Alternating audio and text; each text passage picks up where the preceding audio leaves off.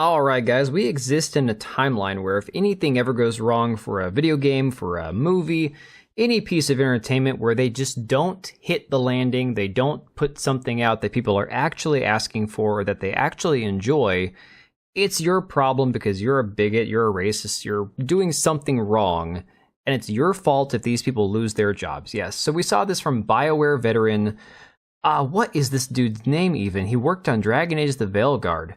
Mark Dara came out and said apparently that if you are celebrating layoffs, you are crossing a line and you're probably attacking the wrong person anyway, saying that fans do not have the right to be cruel. Now, I would argue maybe he has a little bit of a point. Going after people beyond what is just fair criticism, even, going so far as to try to dox, harass people's family members, all sorts of things. Those are things that I think cross the line.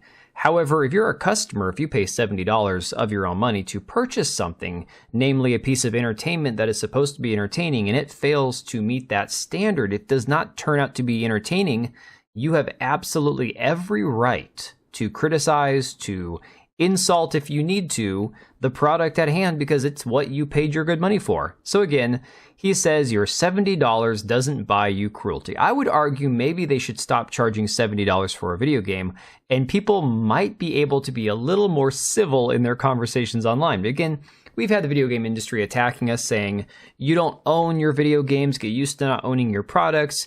This is quadruple A gaming now, purchase the slop, be happy with it. And again, they're even hinting that they might be trying to charge, upwards of $100 for the new Grand Theft Auto game? Absolutely insane. So of course, this is a lot of what we've seen with Dragon Age the Veilguard, that criticism is not warranted, it's not allowed, you have to just continue playing the game and be happy with it, damn it. So now we're seeing the same kind of thing for Avowed. You see this post right here from the Avowed gameplay discussion thread on Steam. It says, racist bigotry won again. Are you happy? Are you satisfied? Does your day feel like that little bit better knowing a great developer comprised of hardworking folks is going to likely be shut down over this? All because you can't whack off to ugly character designs and cry about woke games all the time. Get the memo? This game wasn't for you in the first place. Wow. Once again, it wasn't for you, so don't purchase it. Don't buy our game. Now again, the funny thing about that is most people who have had negative things to say about Avowed who actually played it are like, the game is just blah, it's just mid, it's just nothing amazing. It doesn't do anything, new or inventive. It doesn't reinvent the wheel in any way, shape, or fashion. It's just the same thing we've played before, just not done as well. So you see Nure, who actually played Avowed, says, I swear to you, this exact same diatribe played out when Veilguard flopped. Word for word, the same BS. They'll blame everything under the sun except the game itself. Marketing, timing, the players, the stars not aligning. Anything to dodge the fact that this was just a mediocre product, a hollow shell of what it could have been. But here's the kicker. When you spent all your energy dodging accountability, you missed the simplest truth.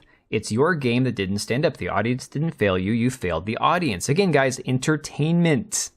And no amount of finger pointing will change that. Very, very true. And then you see there's a lot of people who are expressing their criticism online. Andy Worski says, just played 2 hours of Avowed because I had Game Pass. It's such a garbage game that it's finally pushed me to unsubscribe from Game Pass. That didn't take much, to be honest. In Game Pass, I use it for different things, but honestly, it's not that great of a value anymore. It's not even mid, it's horrible, the visuals are horrible, nothing's interactive, and it's boring. Press S to spit. This person, Revenant on Twitter, says, Game critics, Avowed good, Tomb Raider bad. People who actually like and play games, Avowed bad, Tomb Raider good, and you can see the alternating critic versus user score.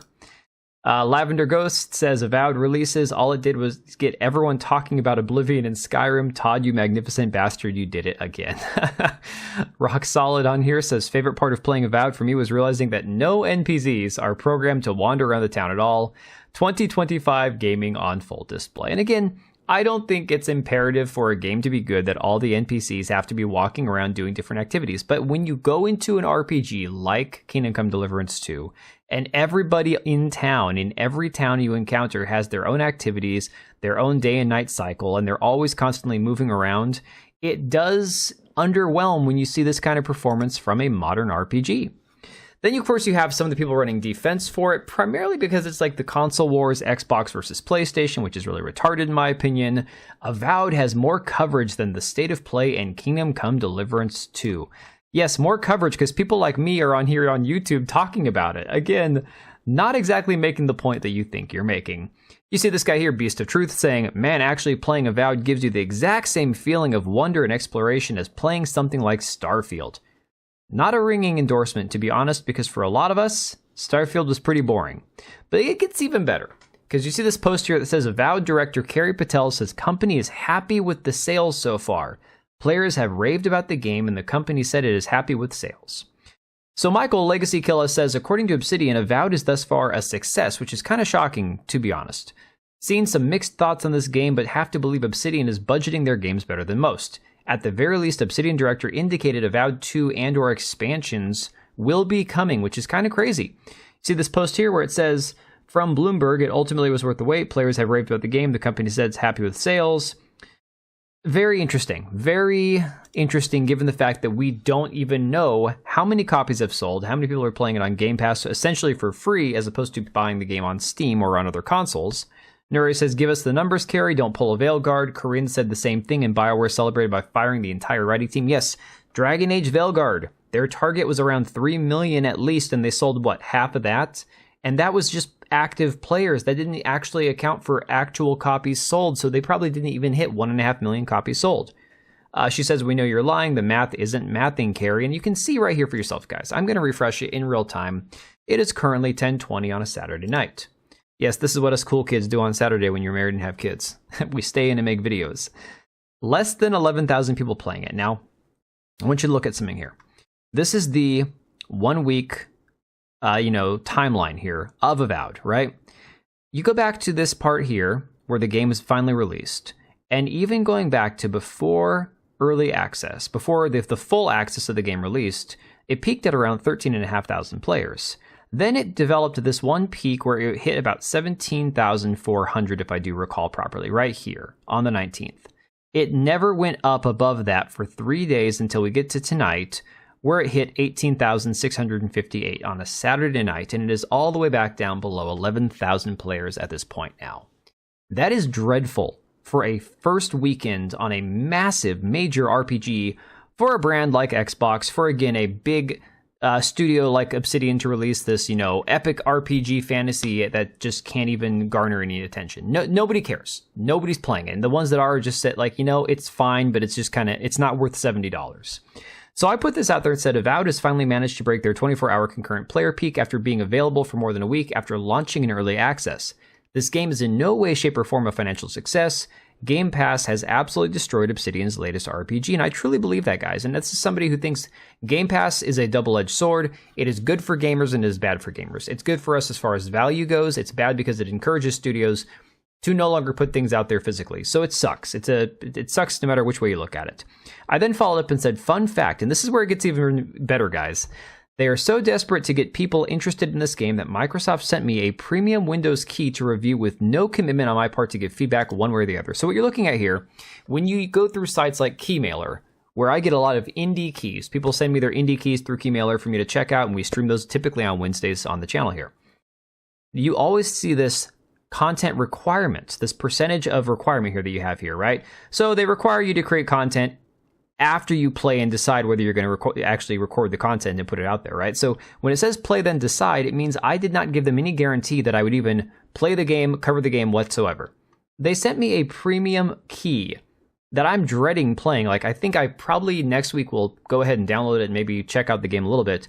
But that's not even a Steam key. That is a Windows key, which again, we can't track Windows players to my knowledge. Very interesting.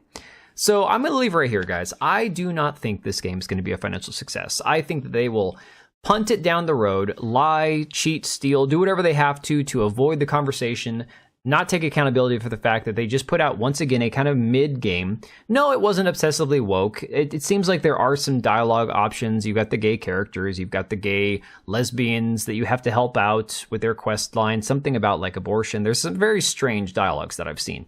I'm not saying the game doesn't have woke crap in it. But basically, the game isn't failing because of woke ideology or dialogue. It seems like it is just a awful mid-game. But I'm going to leave it right here, guys. If you have played the game, if you've experienced some of these things for yourself, let me know what you think about it down in the comments down below, and I will catch you guys on the next one. All right, and if you made it this far, thank you so much for watching the video. Thank you for being here. I do have 2 channels, Minimal Effort Podcast, as well as my gaming channel. I do have a Twitch and Kick for my gaming channel. We do live streams over there occasionally, maybe once a week. And then if you are in the market for a new PC, make sure to check out Meta PCs. Click the link I have down below. Use code TBO at checkout for a special discount. Thanks again for watching, and I'll see you next time.